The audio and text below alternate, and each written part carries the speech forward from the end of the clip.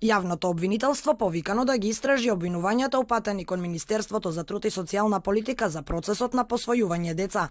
По вчерашната сторија на телевизија 24, во која скопјанката Кристина Кузманова обвинува дека и биле побарани 2000 евра во кеш за да го добие финалниот потпис за старателство на дете.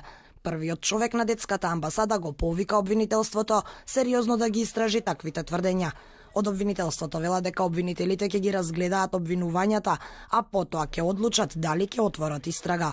Министерството за труд и социјална политика информира дека ќе соработува доколку обвинителството отвори истрага. Доколку јавното обвинителство отвори истрага, ние ќе соработуваме, а се што ќе побараат од нас ќе им биде доставено.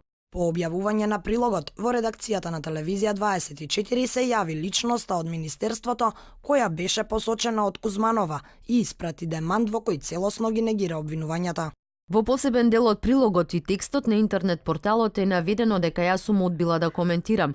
Ниту новинарката, ниту уредникот, никој од телевизија 24 не ме побарале да дадам никаква изјава.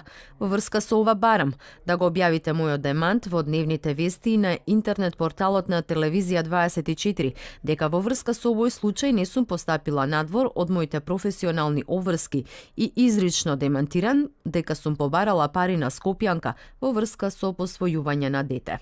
Во однос на исказот дека посочената личност не била побарана, телевизија 24 може да докаже дека средба со неа, но и со останатите членови на комисијата е барана по официјален пат уште пред 5 месеци.